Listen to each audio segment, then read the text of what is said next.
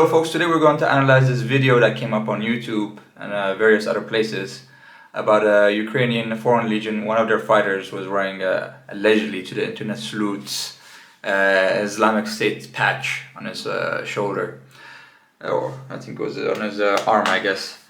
Anyway, so we're going to analyze that video, watch it, and discuss about it and see how Muslim jihadists fit in this current conflict in Ukraine.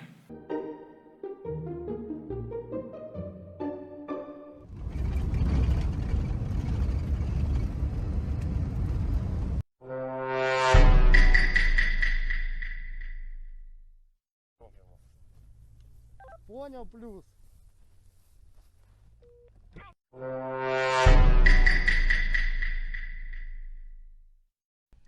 Принял, плюс.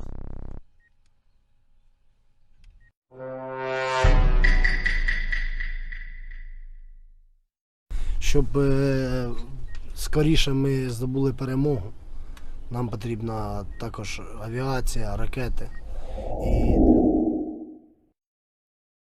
Доброго вечора, мене звати Курт.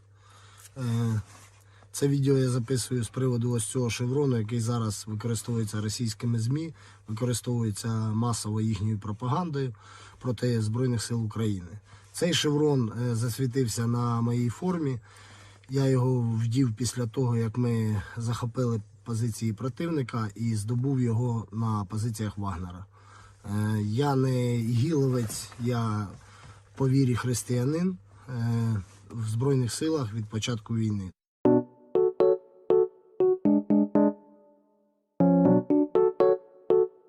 As soon as this video came out, people were up in arms. The people that are supporting Zelensky in Ukraine, they're like, "Oh my God, how can you say this is fucking Russian propaganda? This is bullshit. This video is altered. How can you say this? Ukrainians are such angels. They're fighting for democracy and love and peace and rainbows and gays and anyway." The whole stupid propaganda talk about Ukrainians that they're as pure as snow, and yeah, so they started giving out excuses. But yeah, as we can see here, this is given out by I think it was a Danish foreign fighter. He put it out on his Twitter or one of his channels. And yeah, so it's been verified. And not only that, not only has it been verified, that they actually made a second video saying that the guy explaining why there was a patch, or who was wearing that patch and why he was wearing it. So without further ado, I can safely say his explanation of why that patch, one of their fighters was wearing that patch, is complete and utter bullshit, bar none. For he used Rube Goldberg's explanation to explain why one of his fighters, or he said it was him that was wearing the patch, but I don't think so. I think it was somebody else, and probably some Arab guy or Chechnyan, whatever. But some Muslim guy was wearing the patch, and but he used Rube Goldberg to theory to explain why the patch goes. So his theory is this. So he's saying that a Wagner soldier went to Syria or Libya, was fighting there, and he killed an Islamic State fighter or another jihadi and put on his patch because he respected it. He liked it so much. He was taking war trophies, which has happened doing for centuries. That he started to wear the patch of as a war trophy. I've heard about war trophies, but you have to have great respect for your enemies to wear the patch on your arm and adopt it as your own, because basically you're flying their flag as well. And so that's not enough, because wait, there's more. He explains that when him and his group fought against Wagner and they defeated them, one of their groups, and they went to their base camp, that instead of taking a trophy from a dead Wagner soldier of a Wagner patch or anything like that, he was so enthralled by this patch that he tried to put it on his arm. He kills a Wagner soldier, doesn't take a Wagner trophy or anything like that, but even then still, even if he killed a Wagner soldier, why the fuck would he wear his insignia on your arm? So like I said before, if you believe this idiot, I have a bridge to sell you, because this is pure unadulterated lie. It's not Russian propaganda. Yeah, there's various people fighting in Syria, and some of them to be jihadists. But we have verified that the videotape is real, and these guys are liars. Now to go to the crux of the question. Are ISIS fighters fighting in Ukraine? And the answer is no, unequivocally no, because ISIS fighters are madmen, jihadists that call other Muslims infidels for not fighting with them, and that would never fight alongside any Christians, let alone look with other Muslims. So they're not ISIS. This patch, on the other hand, is the Shahada, which is, if you guys don't know what the Shahada is, it means La ilaha illallah wa Muhammadur Rasulullah, which is something that most Muslims, actually all Muslims, would learn when they're kids, which means there's only one God and Muhammad is his prophet. And so this is not something, that ISIS has a monopoly on, that ISIS,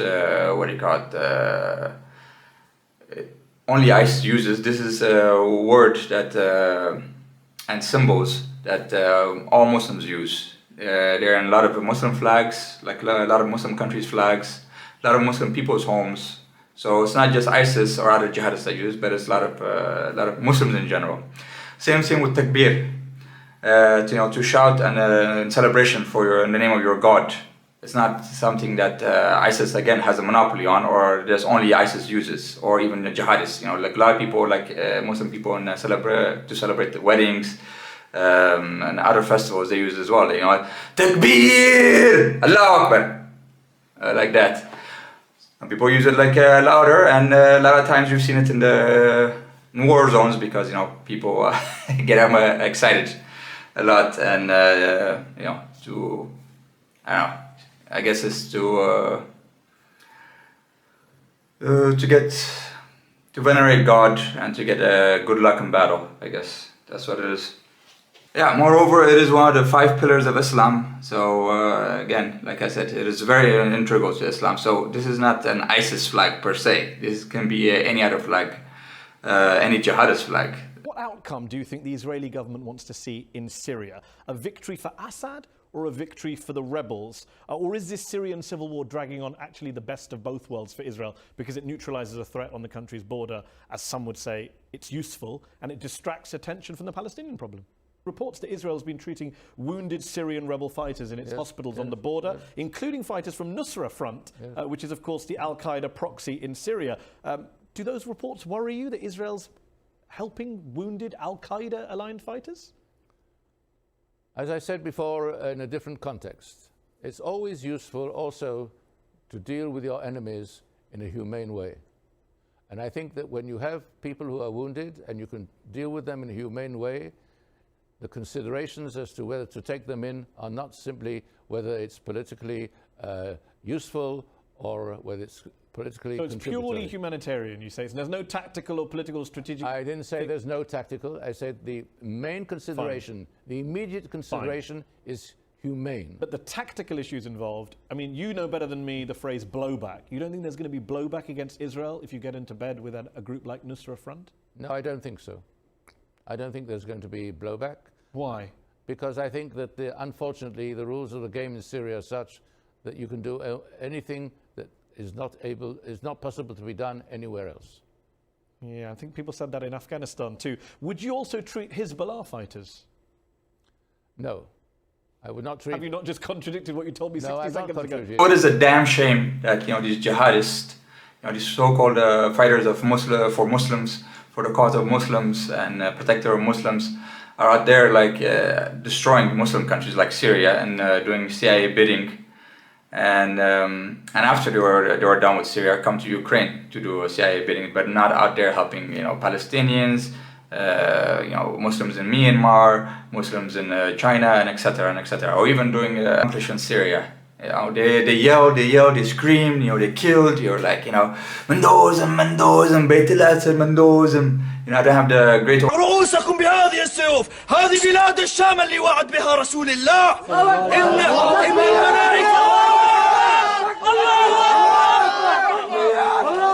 إن الملائكة تبسط أجنحتها في بلاد الشام. إن الملائكة تبسط أجنحة بلاد الشام. اغربوا عنا، نحن سنجاهد، نساؤنا ستجاهد. They scream, they kill, you know, with such great passion. But what was the end result of the Syrian war? Now America has controlled like a third of Syria. You know, what was that like? Was that the end goal of jihad? Like, you know, to have an American base in American and Israeli flags flying in Syria? I mean, there was no American and Israeli flags flying in Syria, except maybe the Jordan Heights, which was taken in the 70s. So, but now thanks to them, like, of destroying the country and you know, destroying Muslims' name as well, like, you know, making us look like madmen. That now there's an American bitch. What's her name again? I'll put her in the video. There's an American bitch ruling, like, you know, making decisions in Syria. I mean, what the fuck? For Syria, in terms of its ability to rebuild, is that it's just been through a decade-long dirty war where the U.S. and its allies spent tens of billions of dollars to produce the most well-armed insurgency in history, the sectarian death squads that were armed by the U.S. and its allies to overthrow the Syrian government. And this war, which is one of the most expensive programs from the CIA ever, left a lot of Syria in ruins. And making that even worse is that after the war wound down, the U.S. imposed these harsh sanctions under something called the Caesar Act, which explicitly target Syria's ability to rebuild. And the best person to explain this, I think, is this woman. Her name is Dana Stroul. She's now the Deputy Assistant Secretary of Defense handling the Middle East at the Pentagon. And back in 2019, she was the head of a congressional study group focusing on Syria. And she explained back then what U.S. policy was when it comes to sanctions and how they prevent Syria from rebuilding, which she explicitly said was the goal. Listen to what she said. The rest of Syria, though, is rubble. And what the Russians want and what Assad wants is economic reconstruction. And that is something that the United States can basically hold a card on via the international financial institutions and our cooperation with the Europeans. So we argue that absent behavioral changes by the Assad regime, we should hold the line on preventing reconstruction aid and technical expertise from going back into Syria. You can see Americans proving again how diabolical they can be. So, whether they be jihadists or ultranationalists in Ukraine, they are all being played, you know, used as puppets by the intelligence agencies. As Umberto D'Amato, one of the former heads of NATO, used to say, those ultranationalists, those neo-Nazis in Ukraine are also hilarious because they're out there yelling, Slava Ukraine, while Zelensky is out there selling the country wholesale, even before when the war is over, to multinational corporations. The difficult work of rebuilding Ukraine, our cities, our economy, our infrastructure. It is already clear that this will be the largest economic project of our time in Europe. It is obvious that American business can become the locomotive that will once again push forward global economic growth. We have already managed to attract attention and have cooperation with such giants of the international financial and investment world as BlackRock, JP Morgan, and Goldman Sachs. Such American brands as Starlink or Westinghouse have already become part of our Ukrainian way. So hell, I mean, the way things are going right now, like the amount of money that Ukraine owes to America, because people think this is free money to Ukraine. No. This is money that Ukraine would owe USA and UK for generations to come. So for generations to come, Ukrainians will be owned by HSBC, AIG, Goldman Sachs, and the likes. So where's the democracy, man?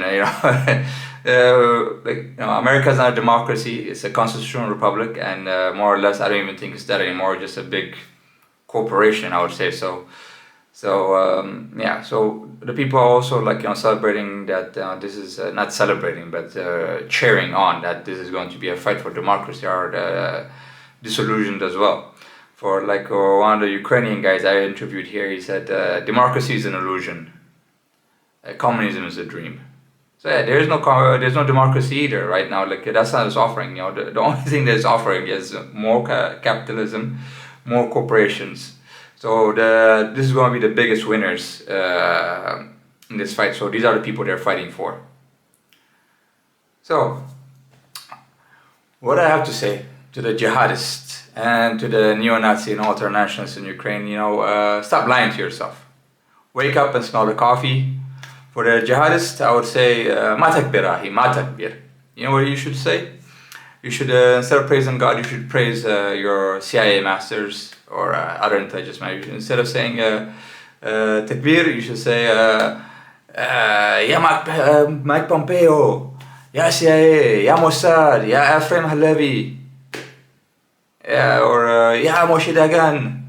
That's what you should say. And for the Ukrainians, don't say Slava Ukraini, say Slava AIG, Slava Goldman Sachs, Slava BlackRock, because that's what you're fighting for, and you're not fighting for nationalism. So how can you fight for nationalism?